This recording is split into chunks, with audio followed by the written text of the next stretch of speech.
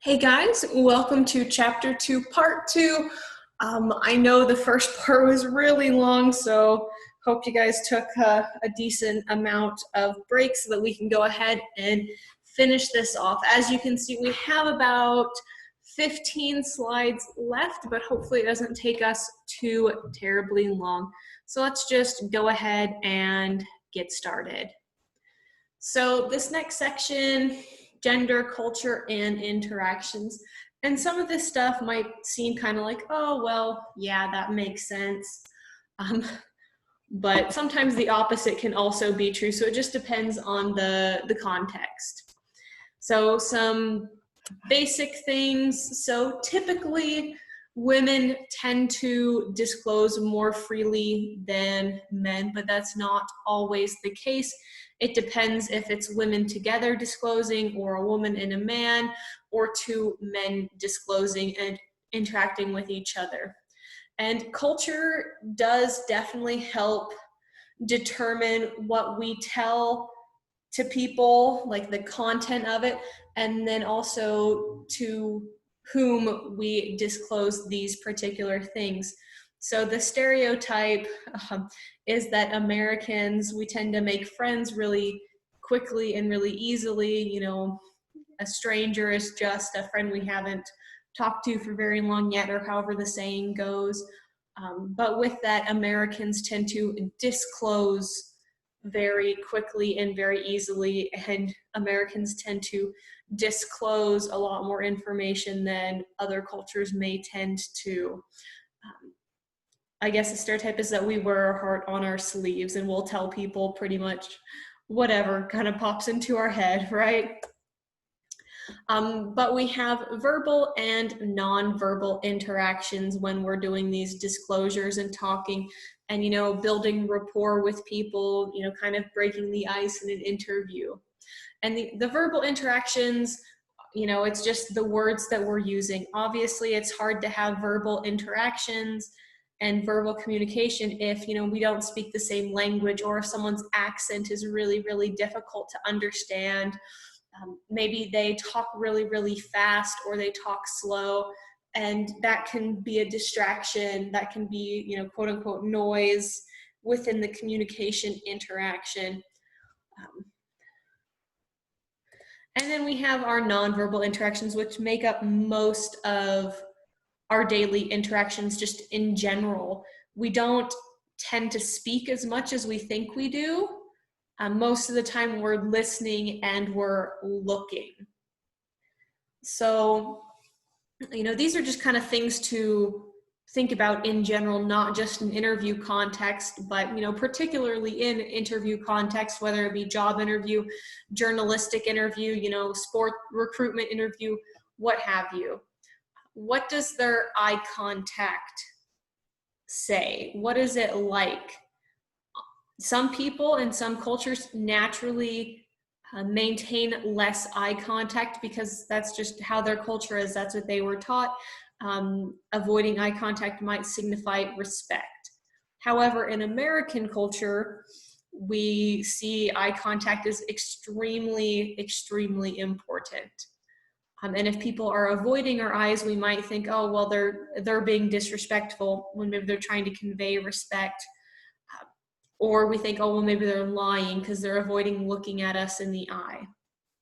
What are their facial expressions like? You know, the term of like resting mean face. Is that literally just how their face is, or are they trying to convey that they are displeased with you in some way? Touching, glances, how they're dressed, how they smell. If they brushed their teeth or not that morning, you know, can you either smell their breath, or maybe they got something stuck in their teeth? Those are all non-verbals that tell you something about this person. You know, if someone comes into a job interview and it's extremely obvious that they haven't bathed in a couple days, or haven't brushed their hair, or, you know, dressed appropriately for it, that's probably not going to be a good thing for them to get that job, because it tells something about how they take care of themselves. And if they don't very obviously take care of themselves? Are they going to take enough care to do the job well? And I think we're actually getting a career clothes closet at EA. So if you ever need to make sure that you are dressed well for an interview, but maybe don't have the clothes, I think you'll be able to pick some up from there. I don't know if it's quite open or not yet, especially with, everything going on right now as of fall of 2020. But who knows, that might be something you guys can use in the future, and you won't have to go out and spend money on, a nice dress or a suit. You could probably just check one out. So any behavior or just any nonverbal and verbal can convey a message, and they do. There is never a time where you are not communicating. So you are always communicating something, whether you intend to or not. So you need to make sure that you are maintaining culturally appropriate eye contact. So in America, that would say you are maintaining eye contact. But maybe in another culture, that means you don't make as much eye contact. What is the appropriate greeting behavior? Do you have the proper handshake? Do you have the proper bow, depending on where you are? Are you conveying what you mean? So if you don't quite understand something, is your facial expression appropriate when you ask them to clarify what they mean and rephrase the question? Or if you're just puzzled throughout the entire thing, they might be thinking, what is this person doing here if they have no idea what's going on? But nonverbals are extremely important because they tend to complement it. They tend to reinforce your words. They can even substitute words. Like if you give someone a thumbs up, in America, that typically means like, okay, I gotcha, or all good. And if your nonverbals are contradicting what you say, people will typically believe the nonverbals. So if you say, I understand, but look really confused, people, they're not going to believe that you understand. They're going to probably try to explain it again in a different way because you still look confused. That's what your body language, that's what your face is saying. Feedback is, really important. Once again, this is something that we just use in general everyday life, but it's also extremely important in interviews. So let's say you're being interviewed for a job and you answer a question, maybe you think you did really well with that, but the facial expression of your interviewer changes and they look displeased. That is immediate feedback of you saying something and them thinking, does that really make sense? Or maybe, they got a twinge in their head or something, feeling a headache coming on. But you detect that change in their face. So you can kind of figure out how you're doing based on the feedback of what your interviewer is saying, how they're acting. Do they look comfortable? Do they seem like they like you? But try not to read too much into small things. Like I said, with the, maybe you thought you answered a question really well, but their face kind of like got a tick, like they're a little irritated. That could mean they're irritated, but it also could just mean that maybe they just realized that they were hungry or they have a start of a headache coming on. It could literally be nothing. So try not to read too much into it, but definitely observe it and kind of see what the trends are, because one action probably isn't going to tell you much, but all of the little small actions that form a trend are going to tell you more. And of course, in general, listening is super, super, super, super important. Like, you have to be able to listen to respond appropriately to things. A lot of the times now, people, they just listen to respond. When someone's talking, they're thinking of like comebacks in their heads, or a way to, knock down their argument or what they're going to say in response. And we should be focused more on listening to understand and comprehend, not just, have something to say. And that might be kind of hard at times, because maybe you get a really good thought in your head and then you kind of get wrapped up in trying to remember what it is. So maybe it might be a good idea to take in a little notebook or something. So if something an interviewer or interviewee says that sparks your own brain, you can write that down and then get back to listening and come back to that, question, comment, concern, whatever it is that you wrote down earlier. So here's our little feedback loop on the screen. Remember, we have these roles that are always interchanging: your field of experience, your perceptions of each other. You have your different communication interactions, your level 1 questions, which are kind of superficial, very safe. Your level 2, which you're digging a little deeper. You might be getting some controversial information, but people still might be trying to save face. And then level 3, you have people are just bearing it all, which are the most infrequent of interactions. And then, of course, as all this is happening, your interviewer and interviewee are giving each other feedback and both verbal and nonverbal responses to what's going on. So there's different types of listening. There's also, what's the actual term for it? But it's basically like listening for entertainment, listening for joy. We talk about that one in public speaking because it's just, you're listening for pleasure because you enjoy the music or you enjoy the TV show. But the other types of listening are comprehension. So comprehensive listening, you're listening to understand. So if someone's trying to tell you directions to their house, you are listening to comprehend. You also have empathetic listening. So when you're trying to understand someone, maybe your friend is going through a rough time and you say, okay, we'll sit down, you can talk about and I'll listen. And you're listening to understand your friend. If they have a problem, you might even be helping them find a resolution and listening for resolution. Especially if they asked for your help to solve said problem. A lot of people don't like unsolicited advice, so they might just be telling you something to get it off their chest and to have an ear rather than to solve problems. And then we have listening for evaluation. So this is also critical listening, listening with the intent to judge an action, a proposed course of action, or a decision that, or judge a decision that you have to make, which is the best decision.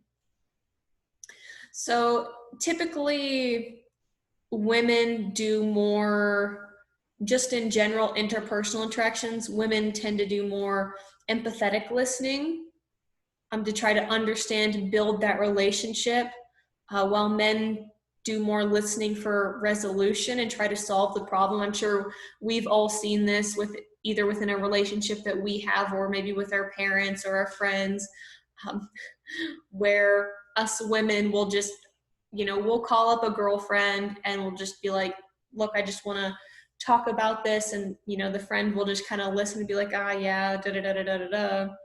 But they're not trying to solve problems.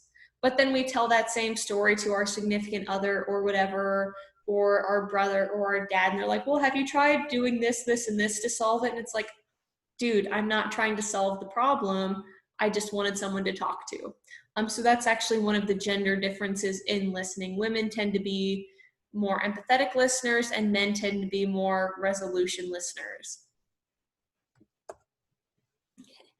And then the different situations or the different contexts. So looking specifically at the interview situation, all interviews, they have a specific time, they're scheduled. You don't just show up and say, hey, can we sit down and have an interview so I can have a job? That we don't really do that anymore. So they take place at a specific time. So let's say, 3 p.m. in a specific place, in the alumni library or in the student services building or in AP 114 with specific surroundings. So obviously those can vary depending on where it is, but there's, a couple things that you're probably looking for in the specific surroundings. You probably want it to be quiet. You probably want it to be comfortable. You don't want it too hot or too cold. You want people to feel like they have privacy so that you can get to those level 3 interactions and actually get their true, honest opinion rather than just the surface fluff. Okay. And you have all these situational variables. I'm not sure if it's in this chapter that talks about it, but there are so many situational variables that can affect an interview. So you could probably think of, 5 things off the top of your head, and they would probably all be correct. So is this, what's the context of this interview? Is this a job interview? Is it like a journalistic interview? Is it a medical interview? Is this a therapy interview or a therapeutic interview? Is this an HR issue where they're trying to get to the bottom of an issue at work? What kind of interests do each party have? Is one party, do they have a monetary interest, or are they trying to sell you something? Does one party have, I guess we already talked about like the business interest. Does one party have a particular interest in getting you to answer a certain type of question or answer in a certain way? Do they have alternate motives to be here? But then also just like besides like the psychological stuff on that, like motives of individual people, just is it a nice place to do an interview in, or is it super loud and super busy and uncomfortable, or too hot or too cold, or there weren't enough chairs for all the people, or the chairs were too comfy so you started yawning and wanted to take a nap, or insert whatever here. But once you decide, where your interview is going to take place and when, then you have to, well, you got to find people to do the interview with you. So you got to initiate it in some way. And either party can initiate the interview. It can be the person who's seeking out an interview and saying, hey, I want to interview for this job, or I have this specific issue that I'd like to talk about. Or it can be someone saying, hey, we saw your application and we want you to come in and talk to us.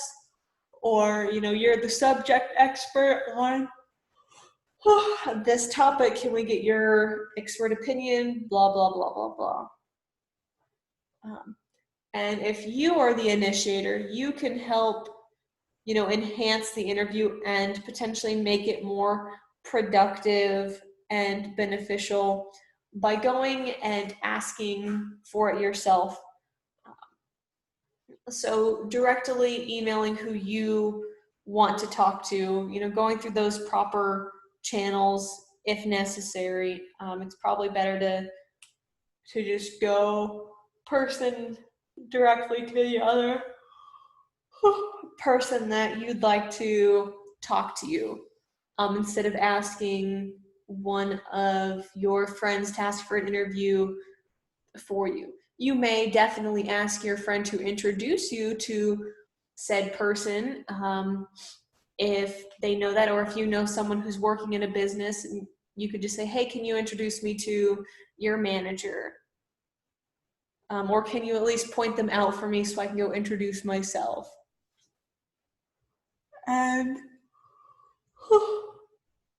before you actually sit down to do said interview, you should explain why you're wanting to do the interview. So what is the purpose of it? Is the purpose to get a job? Is the purpose to get information? And what kind of information specifically are you looking for? How long is the interview going to take? Where is it going to take place at? Like, If I live in Thatcher and the interviews are all the way out in Duncan, like, I may be willing to do an interview, but there's no way I want to drive all the way out to Duncan for, 20-minute interview on the importance of, cats in pest control. And then how is this information going to be used?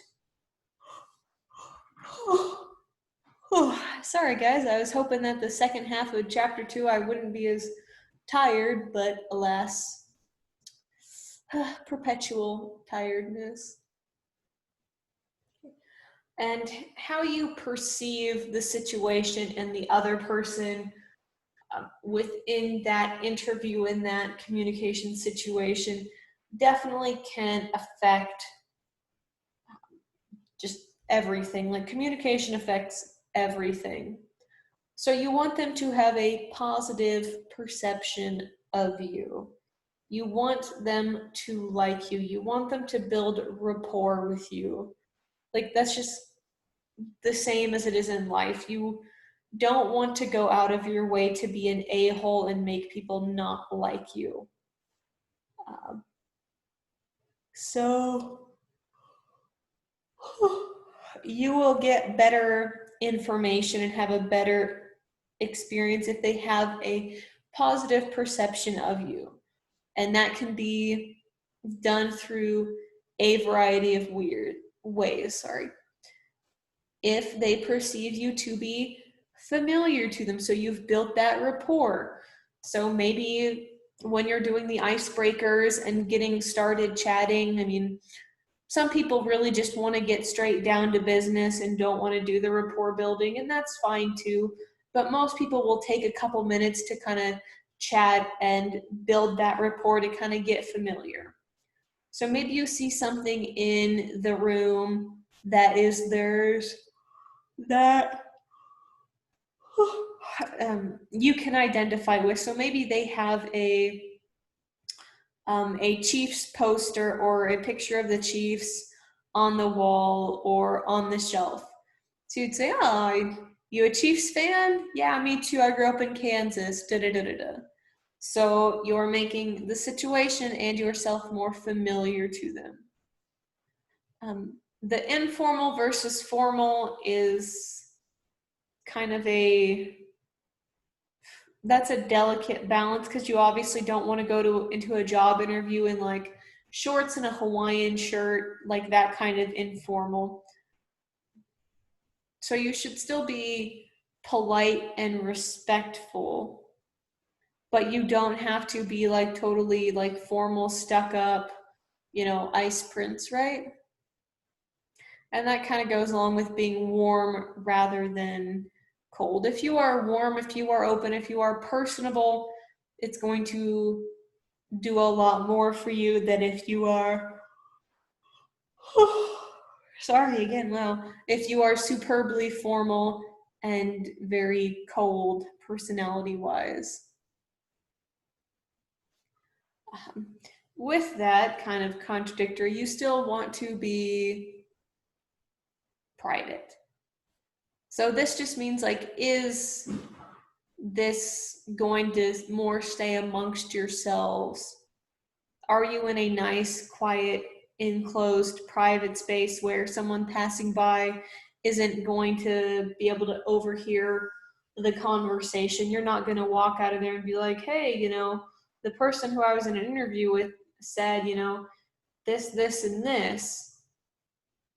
So are you going to keep, those level 2 and 3 interactions more to yourself, or at least present them in a respectful way? And then close rather than distant, physically, socially, psychologically. So this just means, when you're sitting across the table from someone, or I guess if you're doing a Zoom interview at this point, are you physically, quote unquote, close? So if you're sitting at, let's say, your table's 5 feet long, are you both sitting at the table like you would normally, Or is one of you just like pushed way far back so that you're sitting like 8-9 feet apart rather than 5? That's very physically distant. It's pretty off-putting to a lot of people. And, you know, are you guys socially close? Do you seem like you would get along or have similar belief systems? Because people tend to like people who have similar beliefs and opinions as they do.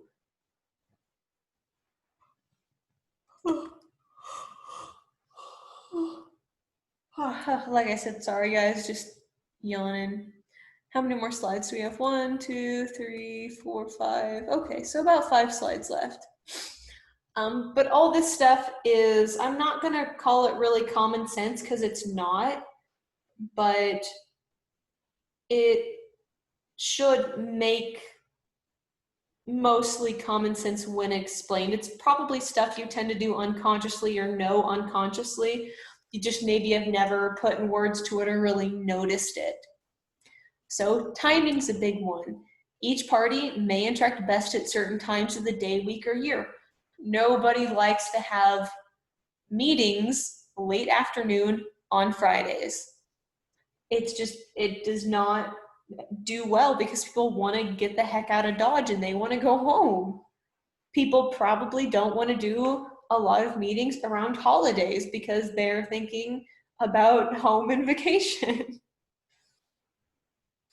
So what works best for you? What works best for the people that you're in the interview with? So at EA, we do our meetings at 11 a.m. Tuesdays and Thursdays, and that works pretty well. It's the middle of the week. You know, if someone was gone for a Monday or a Friday, they're probably back in town. It's right before lunch, so yeah, people might be getting a little hungry, but you know, it's not late afternoon, so they're just like, why are you keeping me at work longer than I need to? And then just location, who's turf? Sorry again, guys. Is it best to meet in my office or their office or a neutral party? Should we meet up at a cafe and have a lunch meeting or a lunch interview? Should we, you know, go for a walk in the park for the interview? It just depends. There's actually a really interesting example of this, I think, in the Louis Theroux video with Louis Theroux and the Nazis. Because he's always on their turf because he's over here in the US, but in one of the scenes, I believe he's like walking through the yard or a pasture with one of the people. And, you know, that was literally the best place for that interview because, you know, you get people walking, you get them comfortable, you get them talking. But if they're, you know, stuck in a small room with like cameras pointed at their face, they might be extremely uncomfortable. That kind of goes along with the objects and decorations. Like if things are too enclosed, like if it's just face to face, that might be more comfortable for people. But if there's like cameras and stuff, like that kind of objects, it's probably not going to be very comfortable. Or if it's just like a plain white room, people might feel like that's very impersonal and uncomfortable for them. But if you have like a super cluttered office that you're doing the interview in, people might feel like smothered. So it just depends on the people and the situation. So, negative influences of noise, that's also really important in like Skype and Zoom interviewing, the telecommuting, video interviews, all that jazz, because you can very much control your background. You can't control if you're doing an interview at someone's house and they live right next to the train tracks, especially if you have to be in said house to do interview, but you could just say, hey, what are the normal times that the train comes by? And say, okay, we're not going to come by then. We'll come by before or after. If you have lots of distractions in your house and you are doing a Zoom interview, maybe you put up a curtain behind you so you have a blank background. Maybe you say, okay, well, we're going to toss the pets in one of the bedrooms for 30 minutes. We're going to tell the kids to, go outside, and if they come back in, then they're going to wish they didn't, or whatever is necessary to keep that background noise and other distractions to a minimum. Territoriality, humans, as weird as it may seem, we are pretty territorial creatures. Like, we have our bubble, we stick out our arms, and if people are within our bubble, we tend to get uncomfortable. Obviously, this is something that does vary between cultures, because you have contact cultures and non-contact cultures, and non-contact cultures tend to have a bigger bubble. Contact cultures tend to have a smaller bubble. But especially when an interview that that does have a serious purpose, then you're obviously probably not going to be up in someone's face, and you're not going to be, like 10 feet away from them asking questions. So just maintain appropriate and expected distance. So the closer your relationship, the closer you can be in someone's territory.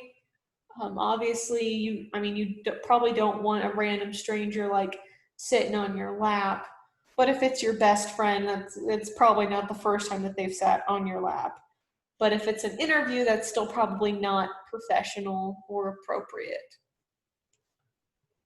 So, and territoriality goes along with seating and how people are sat in the room, because that can affect how much power people perceive they have.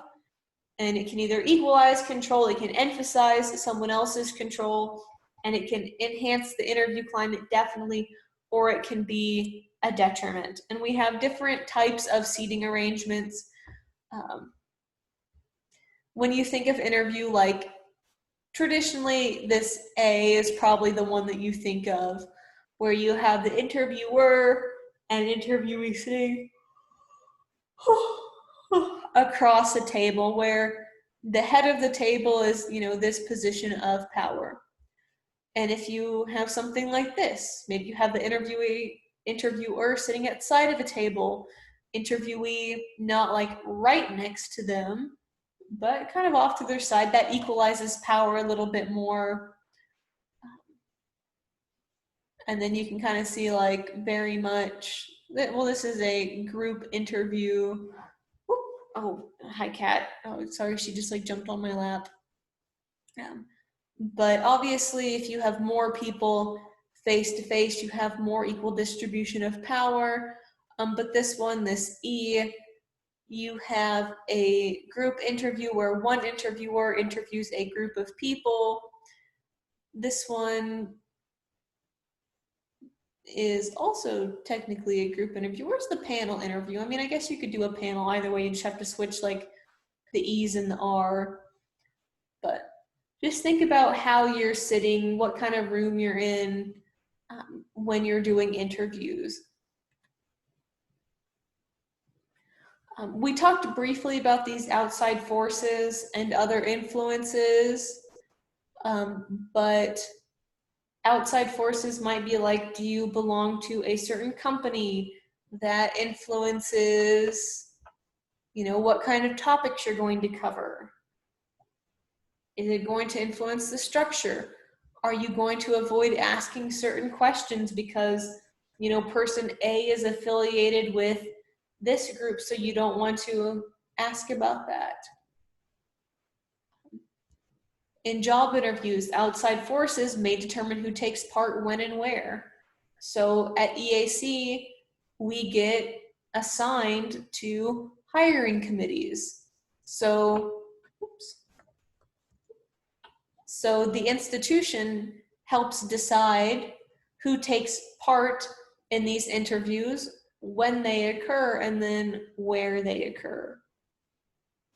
The institution decides the topics covered. Yeah, we get to help form the questions and stuff for interviews for faculty, but Obviously, it has to cover certain topics. It has a very strict structure that we have to follow. We can't really go off the rails and start asking different questions, because then the interview process wouldn't be fair. You know, depending on someone's affiliation, you know, that might affect how they give their answers.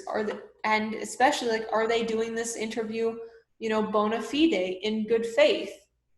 Or are they doing it with a different purpose in mind, like sabotage or, you know, business espionage? Like, it's legitimately a thing. But this is kind of an interesting part. I might try to find another video for it or pull something from the book. But just here's a other list of outside forces. So your family, your associates or acquaintances, your friends, your employer. I used EAC because that's my employer as an example for how they influence how interviews go. But, you know, we're literally hiring someone for the institution, so they should have a say in that. Different government agencies, professional associations or unions, those can all be outside forces. So just things to think about in interviewing interactions. I know there's a lot, but a lot of this stuff are things that we take in unconsciously and may not realize that we're doing, because we might not have had the words to put to what we're doing or what we're thinking before, but now we do. So now we can think about how we think about interviewing and about communication. So if you have any questions, shoot me an email. If you need anything, like I said, message me on Canvas, shoot me an email, and I am happy to help. So see you soon.